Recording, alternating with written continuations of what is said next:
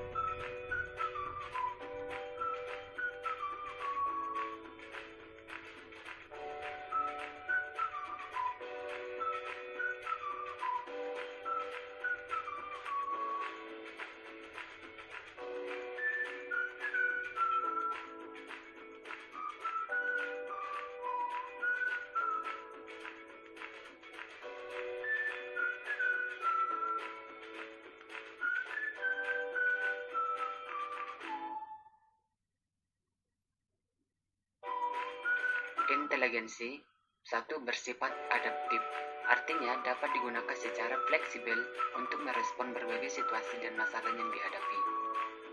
Dua, berkaitan dengan kemampuan belajar. Orang yang intelijen dalam bidang tertentu dapat mempelajari informasi-informasi dan perilaku-perilaku dalam bidang tersebut secara lebih mudah dan cepat dibandingkan dengan orang yang kurang intelijen. Istilah intelijensi juga merujuk pada penggunaan pengetahuan yang sebelumnya telah dimiliki untuk menganalisis dan memahami situasi-situasi baru secara aktif. 4. Istilah intelijensi melibatkan interaksi dan koordinasi yang kompleks dari berbagai proses mental. 5. Istilah intelijensi terkait dengan budaya-budaya tertentu atau kultur spesifik. Perilaku yang dianggap intelijen dalam suatu budaya tertentu tidak selalu dianggap sebagai perilaku yang intelijen dalam budaya lain.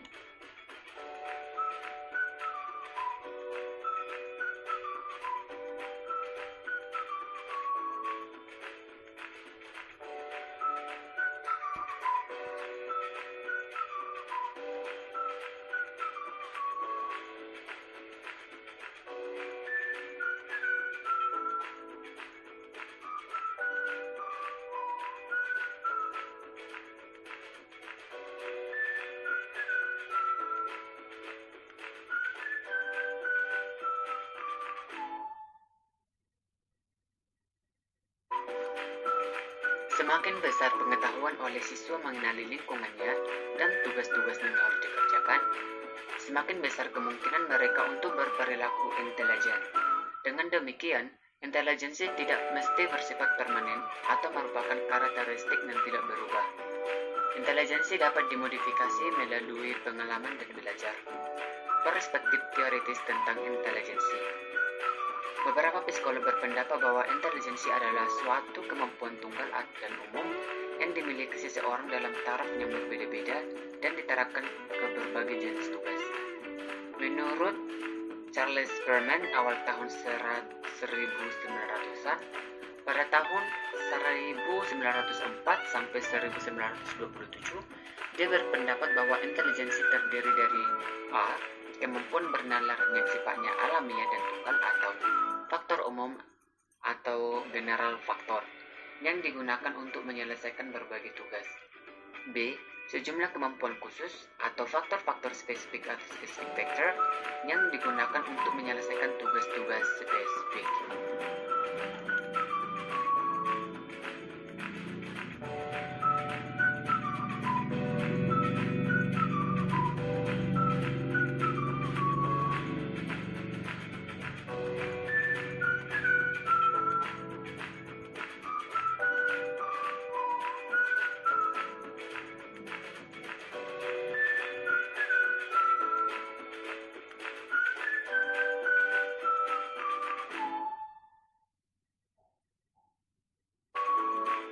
Fluid and crystallized menurut Raymond Carter tahun 1963 sampai 1987 menemukan bukti untuk dua komponen yang berbeda-beda dari intelijensi umum. Bagian A, anak-anak berbeda dalam hal fluid intelijensi, yaitu kemampuan memperoleh pengetahuan secara cepat dan beradaptasi terhadap situasi baru secara efektif. Bagian B, anak-anak berbeda dalam hal crystallized intelligence atau intelijensi terkristalisasi, yaitu pengetahuan dan keterampilan yang terakumulasi dari berbagai pengalaman, sekolah, dan budaya. Intelijensi majemuk menurut Howard Gardner tahun 1983, 1993, 1999, Gardner and Hatch tahun 1990 menyatakan bahwa orang memiliki kemampuan yang berbeda-beda, atau disebut juga intelijensi majemuk atau multiple intelligence, yang relatif independen satu sama lain. Gardner berpendapat bahwa berbagai intelijensi memiliki manifestasi yang berbeda-beda dalam budaya-budaya yang berbeda. Sebagai contoh, dalam aliran utama budaya barat, intelijensi spasial mungkin tercermin dari lukisan, seni pahat, atau geometri, namun di antara pengembara gue di Gurun Kalahari, intelijensi spasial mungkin tercermin dalam kemampuan mengenali dan mengingat banyak lokasi spesifik, suatu daerah yang sangat luas, sehingga perlu mengidentifikasi setiap lokasi berdasarkan batu karang, debu, dan karakteristik menonjol lainnya. Intelijensi majemuk menurut Gardner. 1. Intelijensi bahasa menurut kemampuan berbahasa secara efektif. 2. Intelijensi logika bermatematika, yaitu kemampuan bernalar secara logis, khususnya dalam bidang matematika dan sains. 3. Intelijensi spasial, kemampuan memperhatikan detail-detail dapat hal-hal yang dilihat, membayangkan, dan memanipulasi objek-objek visual dalam benak seseorang. 4. Intelijensi musik, yaitu kemampuan memahami, menciptakan, dan menghargai musik. 5. Intelijensi kinestis ragawi, kemampuan menggunakan tubuh secara terampil. 6. Intelijensi interpersonal, yaitu kemampuan memperhatikan aspek-aspek yang halus dan tidak kentara atau subtle dari perilaku orang lain. 7. Intelijensi intrapersonal, yaitu kesadaran terhadap perasaan, motif, dan hasrat sendiri. 8. Intelijensi naturalis, yaitu kemampuan mengenali pola-pola di dalam perbedaan-perbedaan di antara berbagai bentuk kehidupan dan objek-objek lain.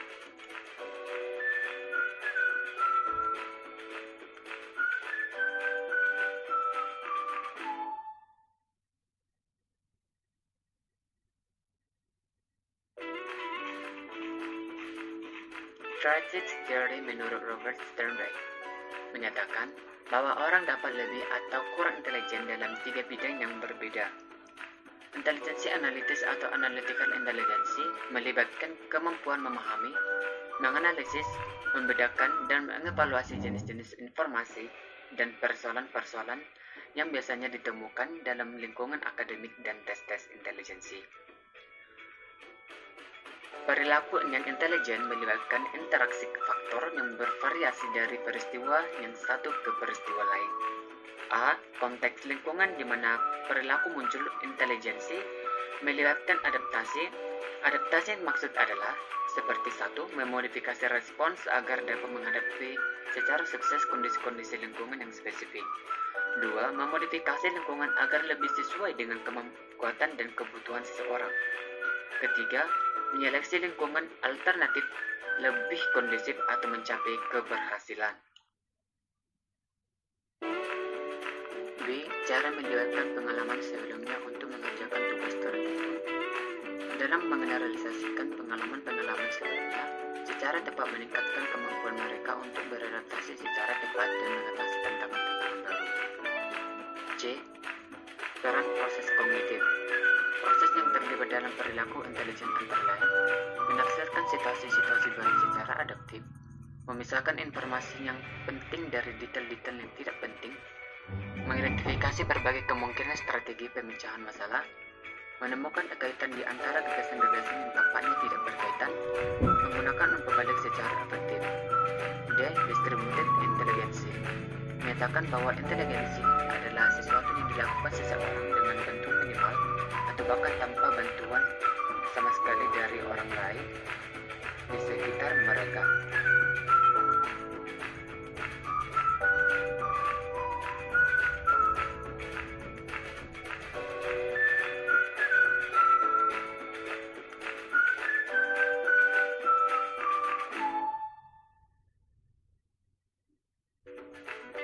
D. Mengukur intelijensi.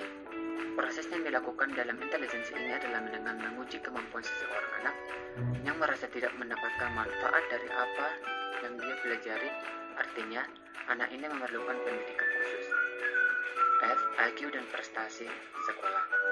Intelijensi ini bertujuan untuk memprediksi seberapa baik performa setiap siswa di kelas dan dalam situasi-situasi serupa. Ada 3 hal yang perlu diperhatikan berkaitan dengan hubungan antar skor tes, intelijensi, dan prestasi sekolah. Pertama, intelijensi tidak niscaya mempengaruhi prestasi melainkan hanya sekedar berkorelasi.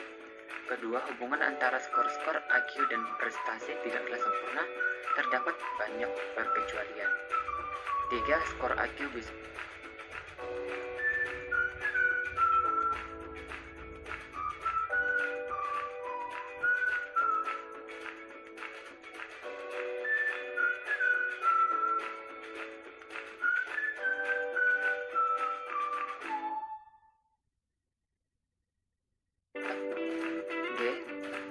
dan nurture, dan perbedaan kelompok dalam inteligensi. Keturunan juga berpengaruh dalam atau berperan dalam menentukan inteligensi seseorang. Misalnya, kembar identik cenderung memiliki skor-skor IQ yang kurang lebih serupa dibandingkan dengan kembar viral. Faktor lingkungan juga turut berpengaruh atas inteligensi seseorang, entah itu berpengaruh baik maupun berpengaruh buruk. Faktor nature atau bawah dan nurture atau pola asuh. Salah satu hasil penelitian bahwa Afrika Amerika memiliki IQ yang lebih rendah daripada IQ Eropa Amerika. Bernstein and Murray tahun 1994 menyatakan bahwa perbedaan ini sebagian besar terkait faktor keturunan. Dengan perkataan lain, secara genetik orang-orang Eropa Amerika lebih beruntung dibandingkan dengan orang Afrika Amerika.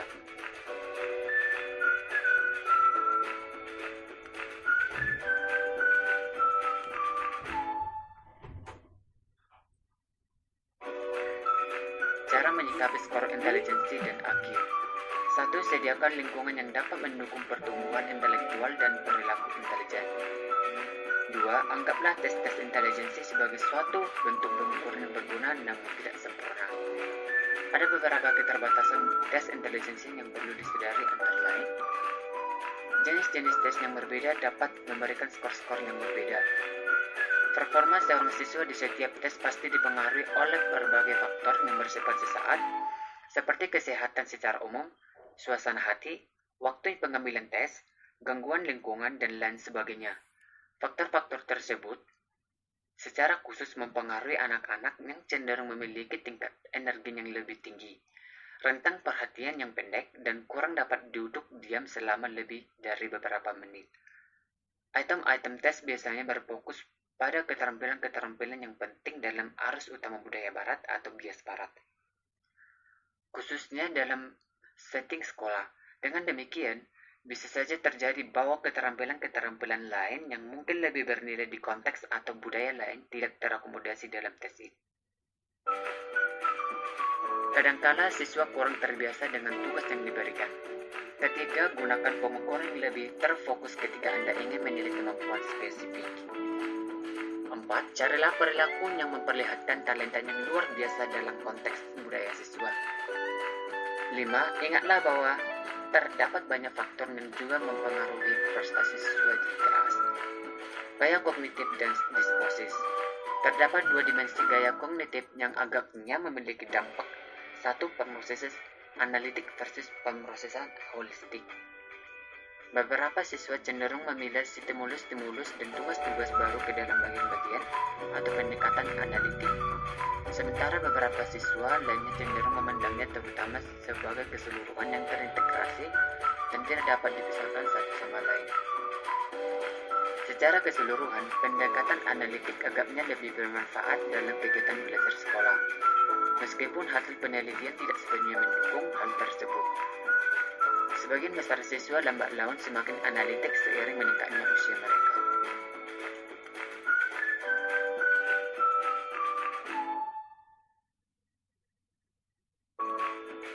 Dua, belajar secara verbal versus belajar secara visual.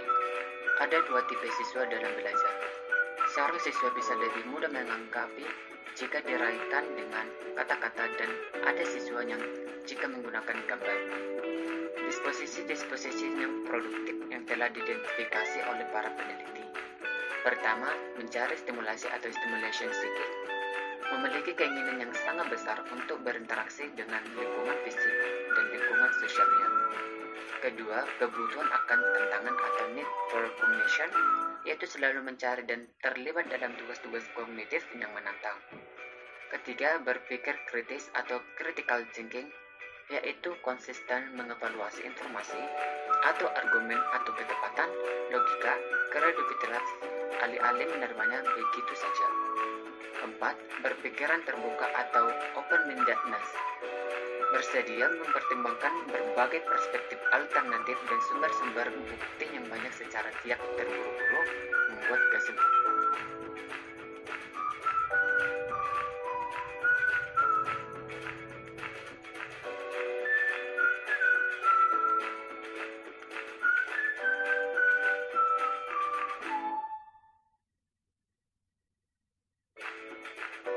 Mendidik siswa berkebutuhan khusus di sekolah umum. Pertama, mendorong gaya dan disposisi yang produktif. Kedua, ketika siswa secara konsisten mendekati tugas-tugas yang diberikan dengan impulsif dan tidak analitis, cobalah pusatkan perhatiannya pada akurasi dibandingkan kecepatan. Dan ajarilah mereka untuk berbicara dengan diri sendiri ketika menyelesaikan tugas-tugas yang terperinci. Tiga, sajikan ide-ide penting baik secara verbal maupun visual dengan masing-masing modalitas penawaran wawasan yang unik ke dalam pokok bahasan. 4. Komunikasikan antusiasme Anda sendiri untuk mempelajari topik baru. 5.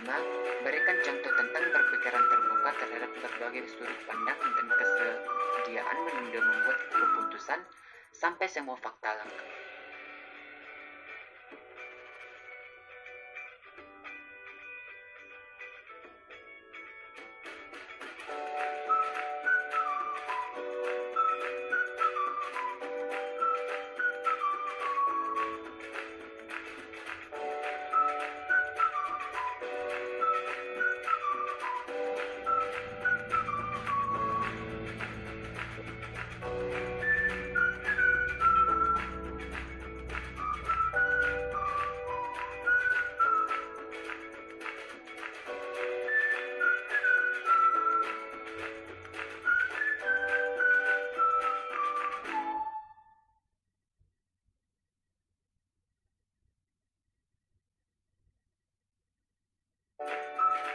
Public Law 94 sampai 142, Individuals with Disabilities Education Act atau IDEA awal tahun 1975. IDEA menjamin beberapa bagi hak siswa yang mengalami hambatan sebagai berikut.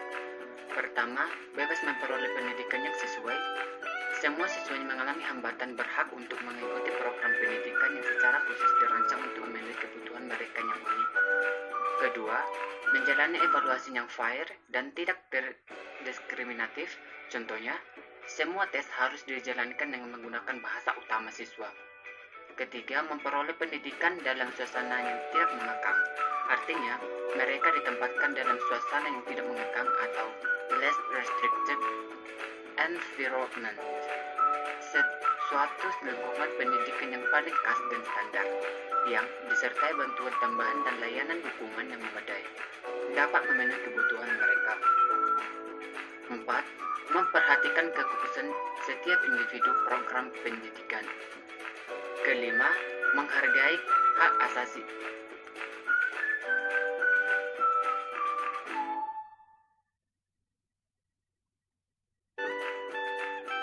Permasalahan-permasalahan yang sering dihadapi para siswa.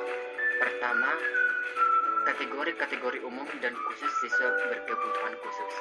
Yang pertama, kategori umum. Pertama, siswa yang mengalami hambatan kognitif atau akademik khusus. Kedua, siswa yang mengalami masalah sosial atau perilaku. Ketiga, siswa yang mengalami keterlambatan umum dalam fungsi kognitif dan sosial. 4. Siswa yang perkembangan kognitifnya tinggi. Bagian kedua, kategori khusus. A. Kesulitan belajar. B. Attention Deficit Hyperactivity Disorder atau ADHD. C. Gangguan bicara dan komunikasi. D. Gangguan emosi dan perilaku. E. Gangguan spektrum autisme. F. Keterbelakangan mental. G. Gangguan fisik dan kesehatan. H. Gangguan penglihatan. I. Gangguan pendengaran. J. Ketidakmampuan atau hambatan yang parah dan majemuk. K. Keterbakatan atau giftedness. Mengadaptasi instruksi. Beberapa strategi yang dapat digunakan untuk instruksional bagi siswa yang mengalami kesulitan. Pertama, minimalkan stimulus-stimulus yang potensial mengganggu konsentrasi mereka. 2. Gunakan berbagai modalitas untuk menyajikan informasi. 3. Analisis kesalahan siswa menangkap petunjuk-petunjuk mengenai cara memproses berbagai kesulitan. 4. Ajarkan keterampilan dan strategi belajar. 5. Sediakan alat bantu belajar.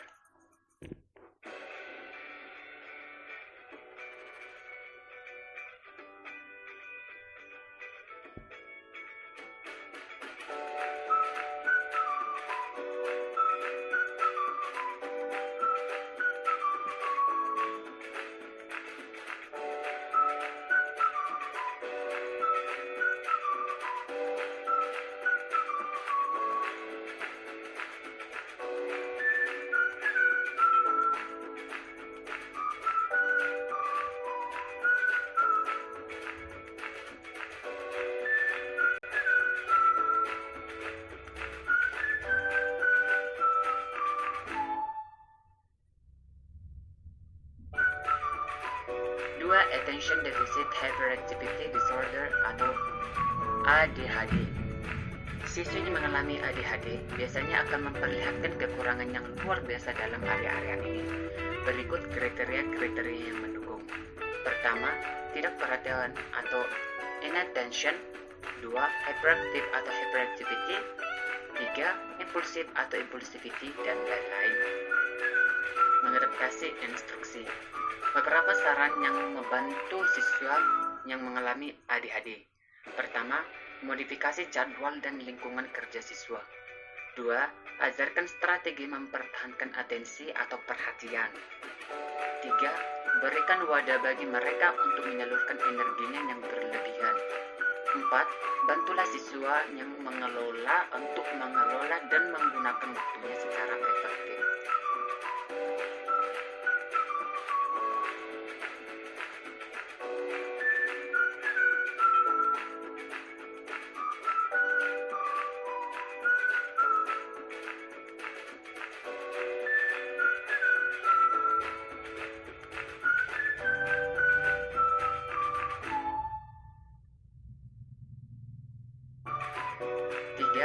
gangguan bicara dan komunikasi atau speech and communication disorder.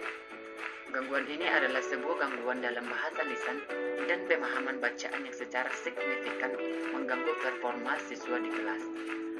Karakteristik pertama yang bisa kita lihat, pertama, enggan untuk berbicara. 2. Malu ketika berbicara. 3. Mengalami kesulitan membaca dan menulis. Mengadaptasi instruksi. Pertama, doronglah komunikasi lisan yang teratur. 2. Jadilah pendengaran yang baik. 3. Mintalah penjelasan ulang atau klarifikasi ketika satu pesan yang mereka sampaikan tidak jelas. 4. Berilah dorongan agar berhasil menyelesaikan tugas-tugas akademik. 5. Pertimbangkan tingkat keterampilan mereka ketika menugaskan mereka untuk mempelajari bahan-bahan bacaan tertentu. 6. Deskripsikanlah secara jelas harapan mengenai performa akademik. 7. Ambillah langkah-langkah untuk meningkatkan kepercayaan dan motivasi.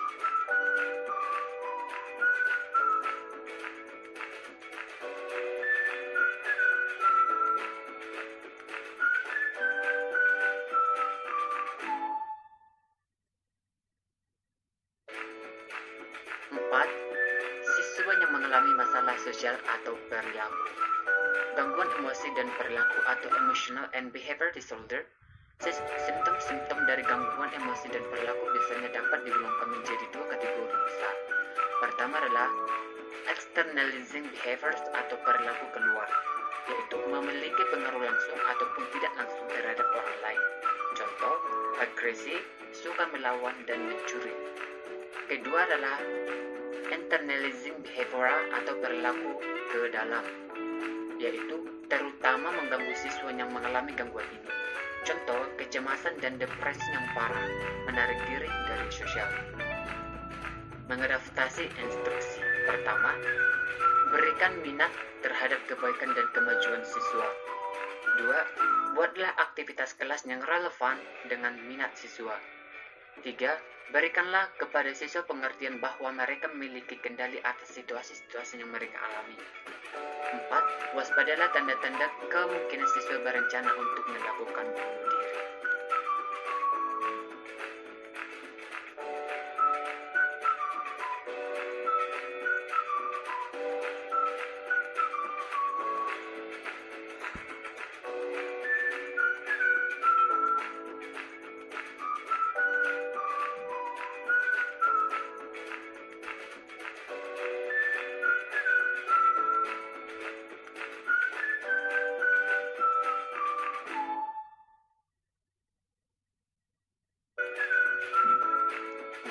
Gangguan spektrum autisme atau autism spectrum disorder. Gangguan ini mungkin disebabkan oleh abnormal otak.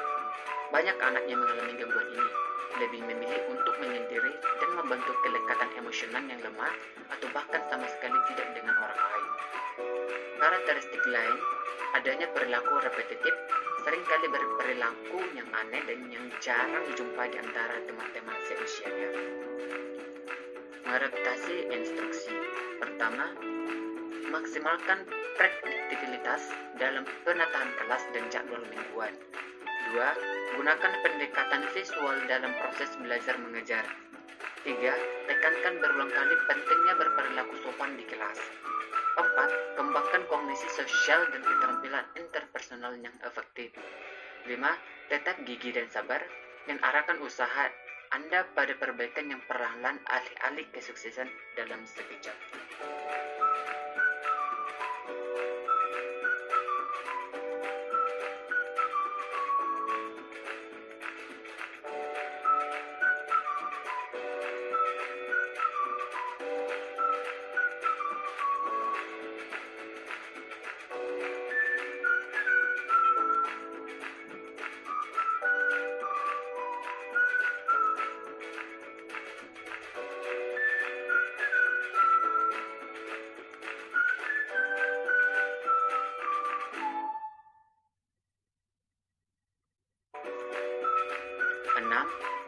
Siswa yang mengalami keterlambatan umum dan fungsi kognitif dan sosial.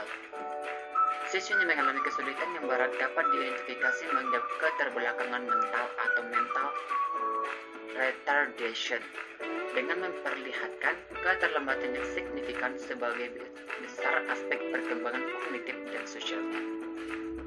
Karakteristik yang mereka perlihatkan adalah: pertama, intelijensi umum berada di bawah rata-rata.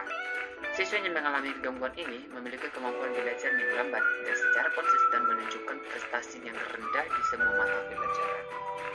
Kedua, perilaku adaptif lemah, yaitu berperilaku seperti anak-anak. Menghadapi instruksi. Pertama, berikan instruksi secara perlahan-lahan untuk memastikan mereka dapat mengikuti materi yang disampaikan. Kedua, jelaskan tugas-tugas secara konkret, spesifik, dan lengkap.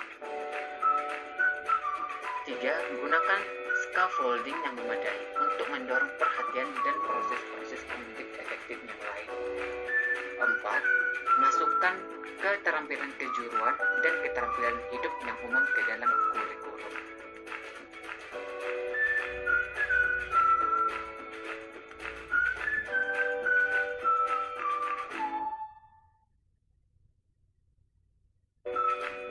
Tujuh, siswa yang mengalami masalah fisik dan sensori.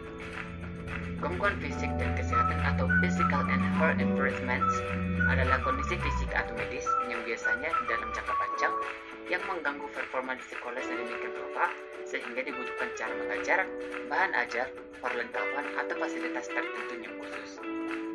Mengadaptasi instruksi. Pertama, cobalah peka terhadap kebutuhan khusus dan hambatan yang mereka alami dan akomodasikan kepentingan mereka secara fleksibel. Kedua, perlu tahu apa yang harus dilakukan dalam kondisi darurat. Tiga, apabila para siswa dan orang tua mengizinkan, didiklah teman-teman sekelasnya hakikat kondisi ketidakmampuan yang dialami oleh beberapa siswa tersebut.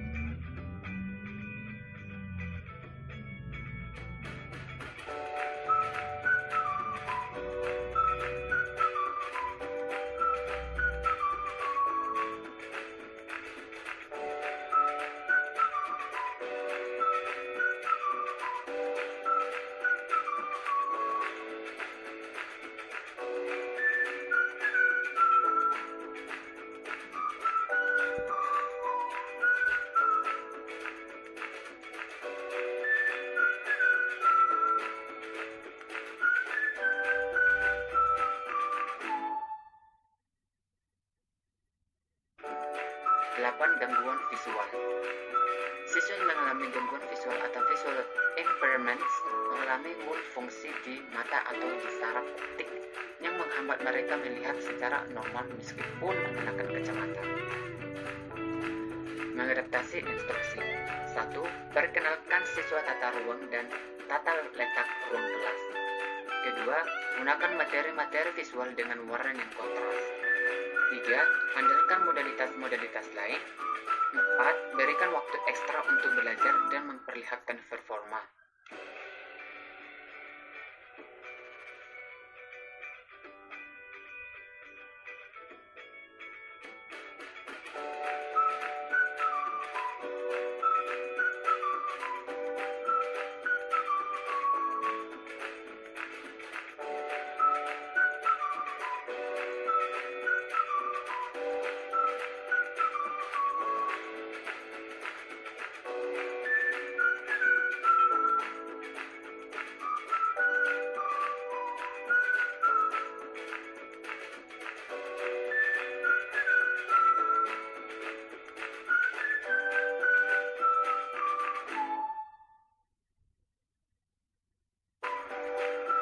Sembilan, gangguan pendengaran.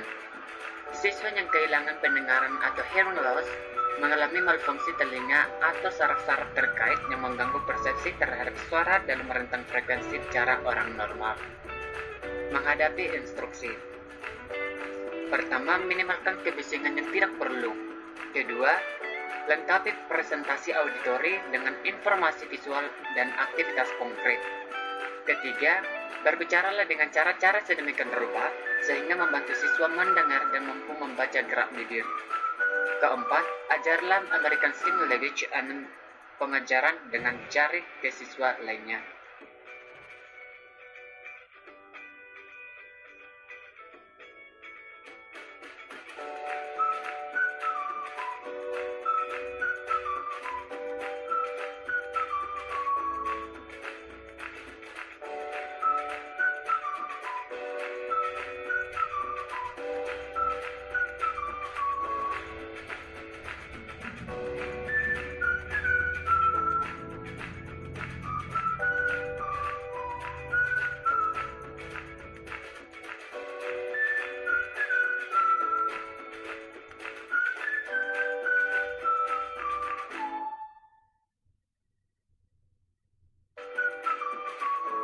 10.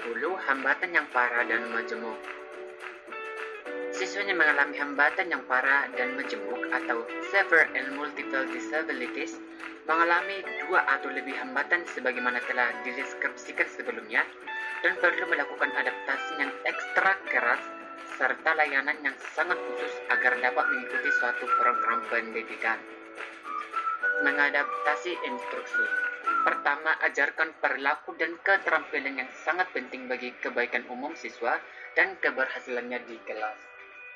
2. Pasangkan siswa tersebut dengan siswa yang mengalami hambatan atau ketidakmampuan ataupun dengan siswa normal dalam aktivitas yang sama. 3. Pertahankan cara berpikir bahwa semua siswa dapat dan seharusnya berpartisipasi dalam aktivitas di kelas semaksimal mungkin. 4. Pastikan bahwa semua siswa memiliki akses untuk memperoleh sumber daya dan kesempatan pendidikan yang penting. 5. Berikan bantuan hanya ketika siswa betul-betul membutuhkannya. 6. Gunakan teknologi untuk memfasilitasi kegiatan belajar dan performa. 11. Siswa dengan perkembangan kognitif yang tinggi. Keberbakatan. Secara umum, keberbakatan atau giftedness didefinisikan sebagai kemampuan atau bakat yang sangat tinggi di satu atau lebih bidang. Misalnya, dalam matematika, sains, menulis kreatif, seni atau musik. Sedemikian rupa sehingga siswa membutuhkan layanan pendidikan khusus agar dapat mengembangkan potensinya itu sepenuhnya. Dalam kebanyakan kasus, keberbakatan kemungkinan merupakan hasil dari predisposisi genetik dan pengasuhan lingkungan. Mengadaptasi instruksi. 1. Berikan tugas-tugas yang terindividualisasi atau tugas-tugas yang disesuaikan dengan kemampuan siswa. 2. Bentuklah kelompok belajar yang berisikan siswa-siswa yang memiliki minat dan kemampuan yang serupa. 3. Ajarkan keterampilan kognitif yang kompleks dalam konteks mata pelajaran tertentu. Berikan kesempatan untuk melakukan kajian secara mandiri tentang suatu topik. 6. Dorong siswa untuk menetapkan sasaran yang tinggi. 7. Carilah sumber daya dari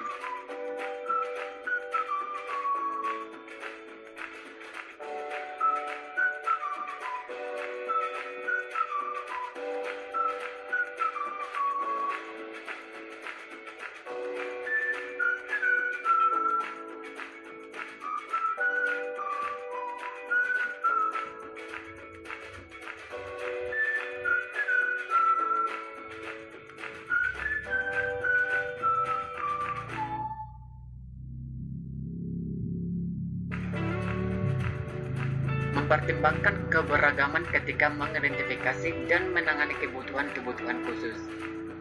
Sejumlah besar siswa yang diidentifikasi sebagai siswa yang mengalami hambatan khusus atau disability berasal dari kelompok minoritas etnis dan keluarga berpenghasilan rendah.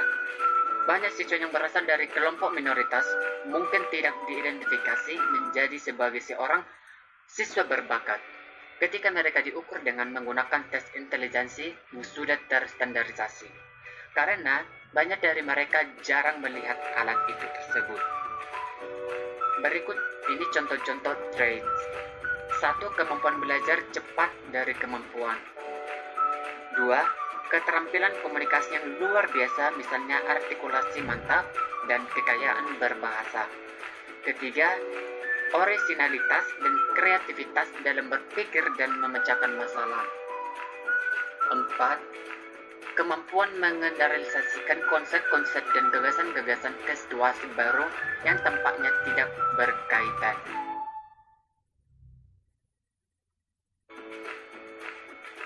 Strategi mengakomodasi siswa normal dan siswa yang menghadapi hambatan atau disability dalam konteks kelas pendidikan umum.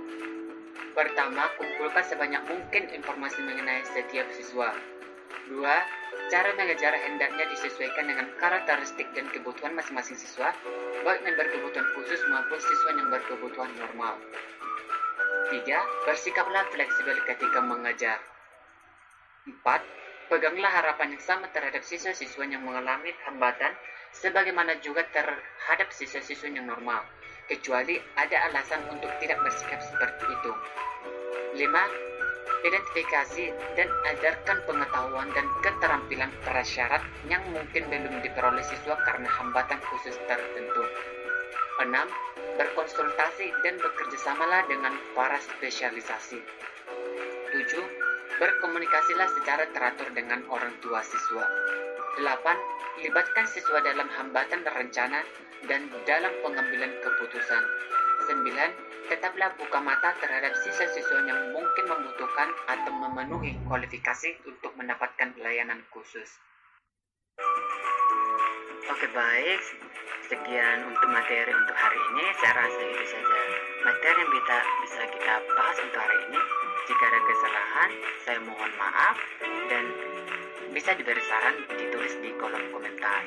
Dan jika ada materi yang mau kita bahas, bisa ditulis di kolom komentar. Jangan lupa like, comment, dan subscribe. Terima kasih.